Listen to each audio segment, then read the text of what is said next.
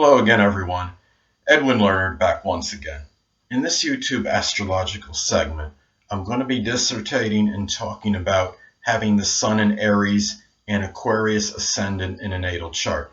Now, having Aquarius Ascendant and Aries Sun, it could indicate, well, this person might be very pioneering, very original, it could even indicate strong ingenuity or being very innovative. It could be somebody that likes to perhaps be first, has a desire to be first, or very high ranking connect in things matters with science, perhaps maybe computers, electronics. It could be somebody that might want to attain a leadership position with one of these things now, or more perhaps. And what it is you look at somebody, the ascendant is our astrological mask or facade or projection of self, our outer demeanor, and the sun is the inner self. Now, the Aquarius rising may project oneself as being eccentric, unpredictable,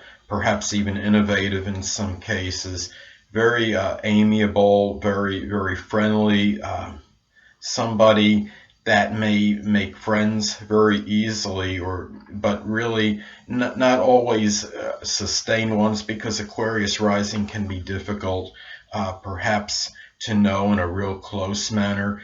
But this universal friendliness, it can camouflage in the Sun in Aries, and Sun in Aries can be more combative, more disputatious, and maybe not always as friendly as opposed to the Aquarius rising. Somebody that has a more fiery temperament but may have difficulty in expressing this due to the Aquarius rising. Now, the Sun in our charts can represent our basic wants, while the rising sign can show the method or way in which we go about attaining this. Now, perhaps with Aries Sun, the basic wants may be connected with perhaps leadership, management in some cases, perhaps some kind of notoriety, attention, or recognition for accomplishments. Now, you look at the Aquarius Ascendant, and since the Ascendant could represent the method in which we go about in attaining these wants, perhaps this is done in some kind of unorthodox or unconventional manner, in some unpredictable fashion, perhaps by being the universal friend, by showing humanitarian and selfless qualities, by being charitable, benevolent, showing a lot of friendliness, and being very amiable. And it can indicate that maybe through even some scientific means, such as science in general, even aeronautics in some cases, computers, electronics, or esoteric subjects, maybe this person attempts to attain these, getting this attention by one or more of these things that I described. Now, a lot of this can depend on the aspect can play a role. Now, let's say if somebody in many cases you're going to have the Sun in Aries make a sextile aspect to the Aquarian Ascendant. Now, in these cases, you'll see an more auspicious blending of the Sun and the Ascendant, and they may work very well together. However, there are some cases where you may, even though the signs they're compatible by sign, let's say in some cases you may have, I'm looking here to see the aspects.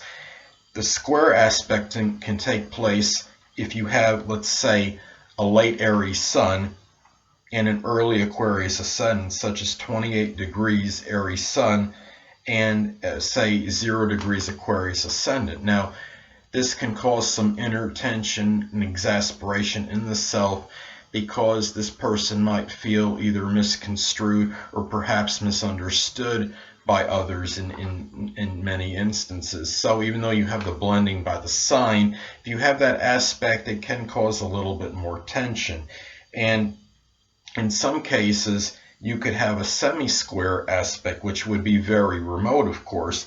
Now, let's say if somebody had an Aries Sun at 0 degrees, and if you have Aquarius Ascendant at 15 degrees, that would be a 45 degree, that's 45 degrees away. So that would be a semi-square aspect, which is not as pronounced as an actual, as far as a major aspect, but you might still feel that little bit, that exasperation, a little bit of tension, and feeling maybe a little bit misconstrued or misunderstood by others, perhaps because of this.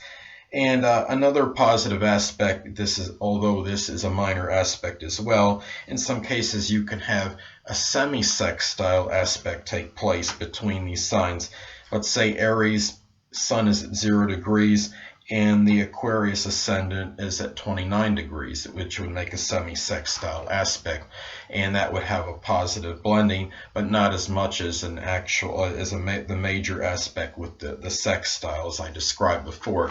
Now, a lot of this also, the Sun in Aries, though it may be suppressed by others to others because the outer demeanor would be Aquarius, and that's more readily expressed. A lot of this can depend on where the Sun is posited in the horoscope, because the Sun in Aries will still project itself in the house that it is in.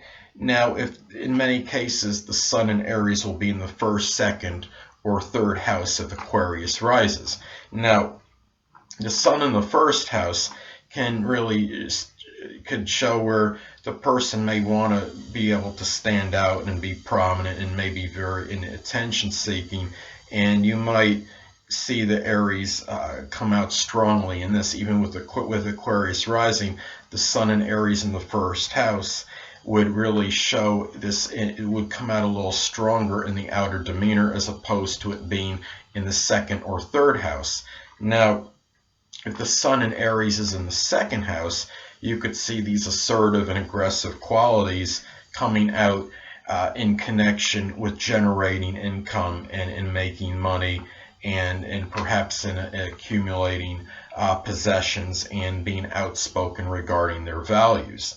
Now, if it's in the third house, you could see the aggressive, assertive Aries qualities come out in their communications and through sibling, and perhaps in their dealings with siblings, if applicable, if this person does have brothers or sisters, and also in their general neighborhood. So that's really how I see this, as far as having an Aquarius Ascendant and the Sun in Aries in a natal chart. Well, anyway, people, that'll conclude this YouTube astrological segment for having the Sun in Aries and Aquarius Ascendant in a natal chart. And stay tuned next time, where I'll be dissertating and talking about having the Sun in Aries and Pisces Ascendant in a natal chart.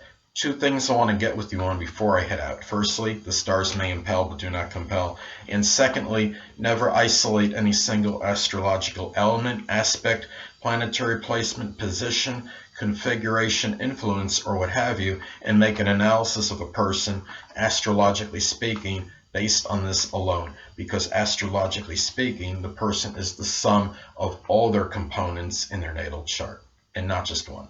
Until next time, people, stay well.